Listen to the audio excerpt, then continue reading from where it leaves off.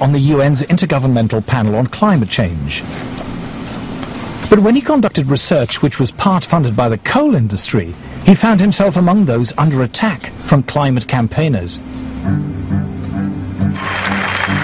British-based corporations are some of the worst climate criminals on the planet.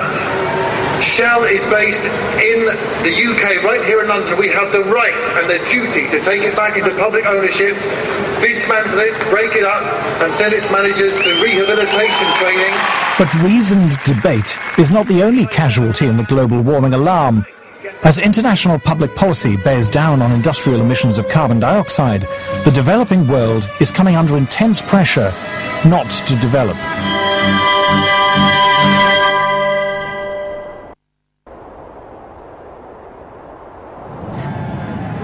I'm no expert on climate change, I'm no scientist, and what I'm going to say next is a great big turn-off.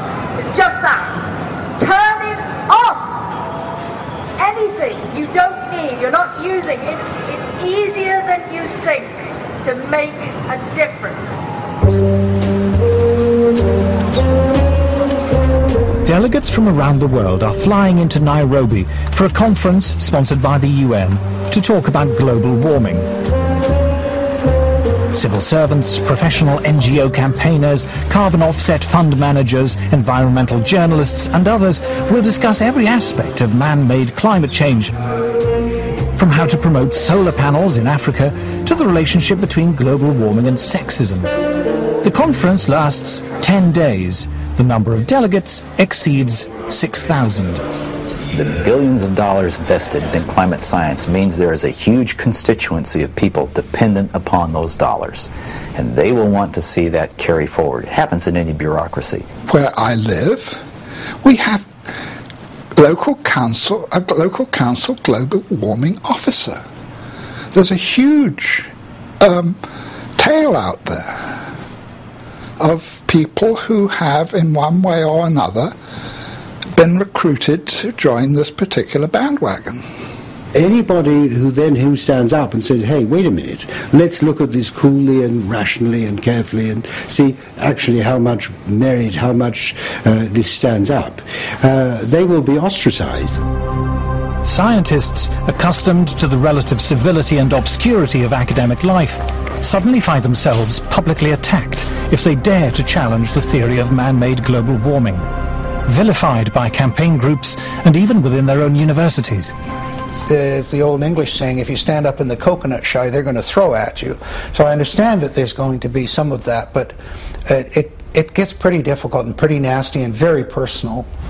And there've been, death threats and all sorts of things. And so I'm not doing it for my health. These days, if you are skeptical about the litany around climate change, you're suddenly like as if you're a Holocaust denier. The environmental movement, really, it is a political activist movement. And they have become hugely influential at a global level. And every politician is aware of that today. Whether you're on the left, in the middle, or the right, you have to pay homage to the environment. In the past month, the global warming campaign has won a great victory. The United States government, once a bastion of resistance, has succumbed. George Bush is now an ally. Western governments have now embraced the need for international agreements to restrain industrial production in the developed and developing world. But at what cost? Paul Driesen is a former environmental campaigner. My big concern with global warming is that the policies being pushed to supposedly prevent global warming are having a disastrous effect on the world's poorest people. Global warming campaigners say it does no harm to be on the safe side. Even if the theory of man-made climate change is wrong, we should impose draconian measures to cut carbon emissions just in case. They call this the precautionary principle. The precautionary principle is a very interesting beast. It's basically used to promote a particular agenda and ideology. It's always used in one direction only. It talks about the risks of using a particular technology, fossil fuels for example, but never about the risks of not using it. It never talks about the benefits of having that technology. Anne Ruagela is about to cook a meal for her children.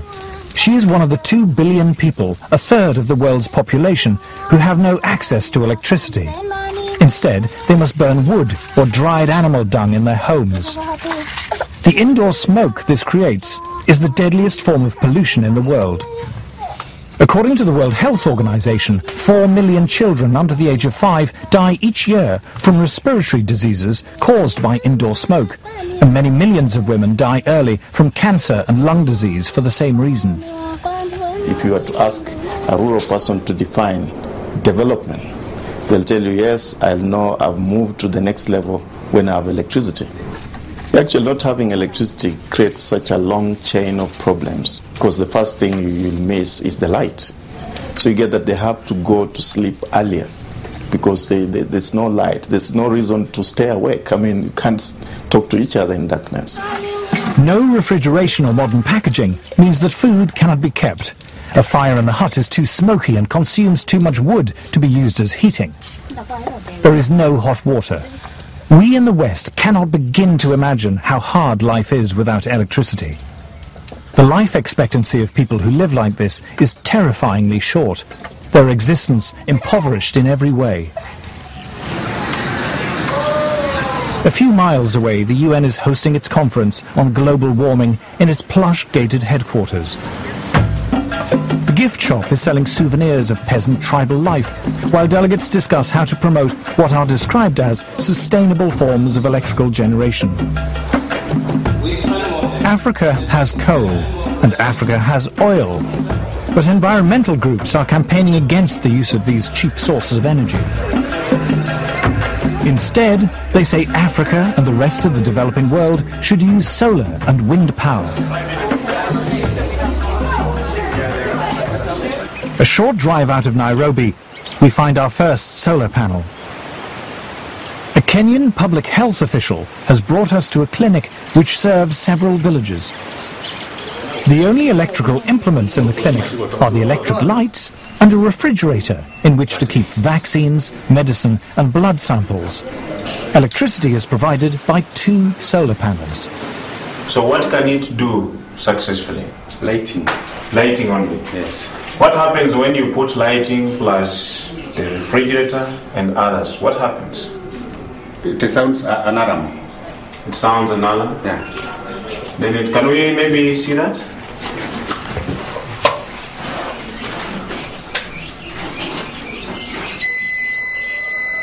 The solar panels allow Dr. Samuel Mwangi to use either the lights or the refrigerator, but not both at the same time. If he does, the electricity shuts down.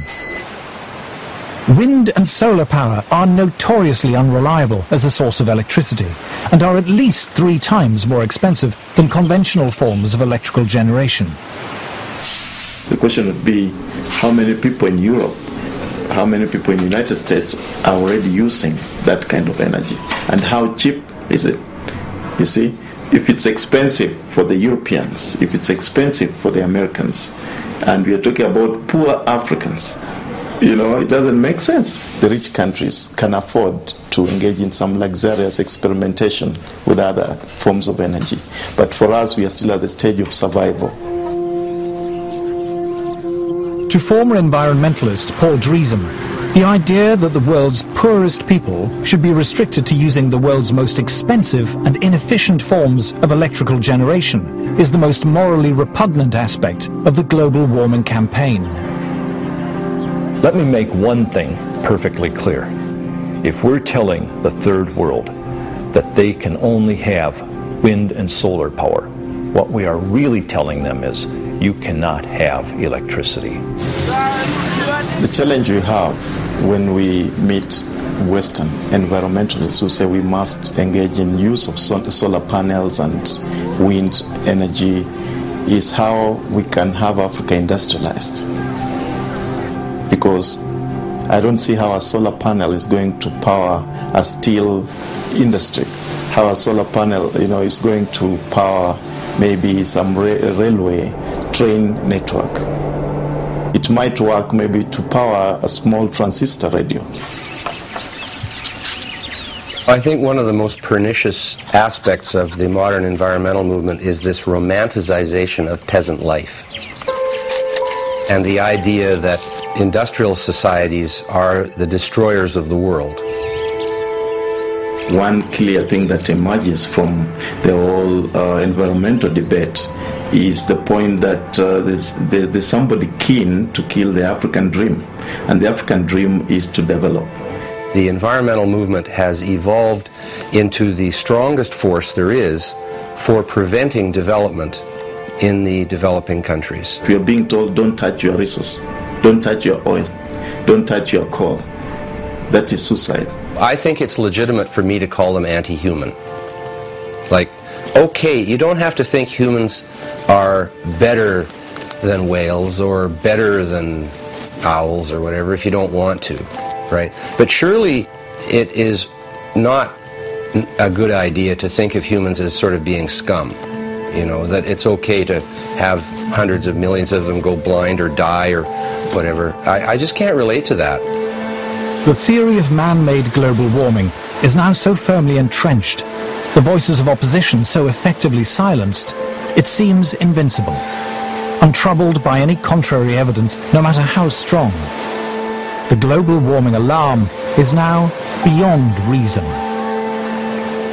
There will still be people who believe that this is the end of the world, particularly when you have, for example, the chief scientist of the UK telling people that by the end of the century the only habitable place on the earth will be the Antarctic, and humanity may survive thanks to some breeding couples who move to the Antarctic. I mean, it's hilarious. It would be hilarious actually if it